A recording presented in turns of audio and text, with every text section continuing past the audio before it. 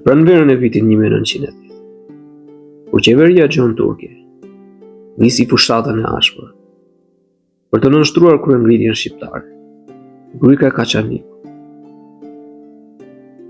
u kthye në skenën e një prej qendresave më të jashtëzakonshme që e njeh historia shqiptare. Ato gryk të ngushtë, ku malet duken sikur mbyllin qiellin, u mblodhën rreth 3000 kryengritës shqiptar në udhëheqjen e Idris Seferit, një prijes i njohur për urtësi, guxim dhe zotësi luftarake. Përballë tyre, afrohej një ushtri e tërë osmane, e komanduar nga Shefqet Turgut Pasha, e cila numëronte së paku 16.000 ushtarë, pajisur nga artilleri të rënd, mitraloza dhe reparte kalorësie. Raportet e kohës tregojnë se përpara se të përplasej me mbrojtësi e Kaçaniku, e ushtri bombardoi disa fshatra rreth dhe masakroi popullsinë civile, duke shpresuar se kështu do të thyente moralin shqiptar. Por në vend të frikës, shqiptarët e fortësuan vullnetin.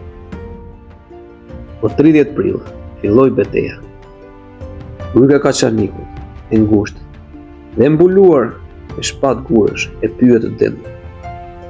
Ishte teren ideal për një ushtri të vogël që dinte mirë çdo shteg. Shqiptarët godisnin pa u dukur, zhdukeshin mes shkëmbinjeve dhe rishfaqeshin në vende të papritura. Osmanët, të hutuar nga goditjet që vinin nga çdo anë, raportonin mes vetë, duke dim me kë po luftojnë, sepse pozicionet shqiptare ishin pothuajse të padukshme. Luftimet ishin të pandërprera, të egra dhe për orë të tëra. U zhvilluan edhe trup me trup. Për 7 orë rresht, ushtria osmane nuk mundi të thyente vijën shqiptare, pavarësisht e përcisë dërmuese në numër dhe armatim. Shqiptarët luftonin me pushk të vjetra, municion të kufizuar dhe guxim që nuk mund të krahasojë me asgjë tjetër. Të nesërmen, më 1 maj, luftimeve ju ushtua edhe më shumë ashpërsia. Osmanët sollën përforcime të reja dhe vazhduan sulmin me artilleri të rënd.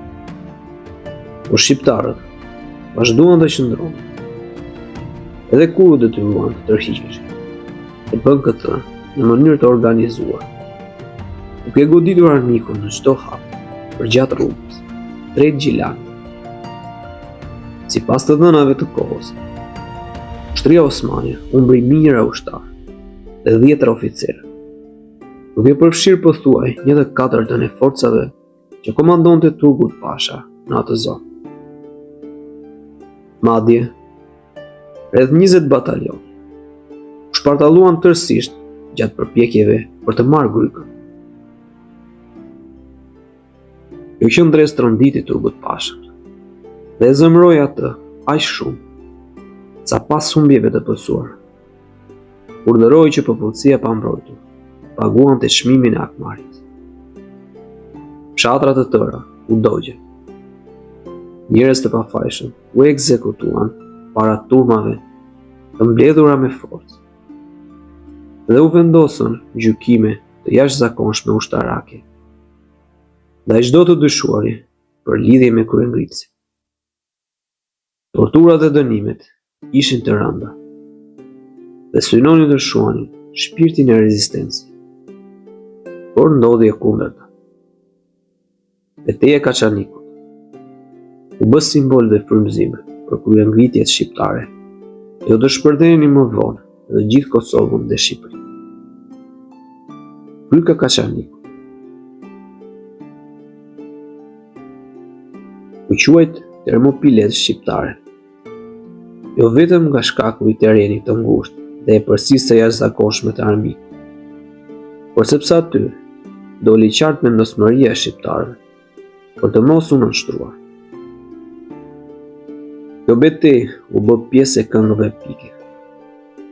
përjetësua nga rapsodët dhe mbeti në kujtesën kolektive si një nga momentet ku një popull i vogël i tregoi botës se liria nuk dhurohet, por fitohet me shëndres.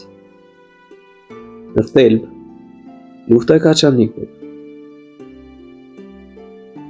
ishte më shumë se një përplasje ushtarake. Ajo ishte shprehja e vullnetit të shqiptarëve për të mbrojtur identitetin, dinjitetin dhe të drejtën për të qenë zot të vendit të tyre. Ishte një thirrje e fortë që jehon edhe sot. Një kujtesë se historia e këtij populli nuk shkruhet kur pa gjak, por gjithmonë me nder.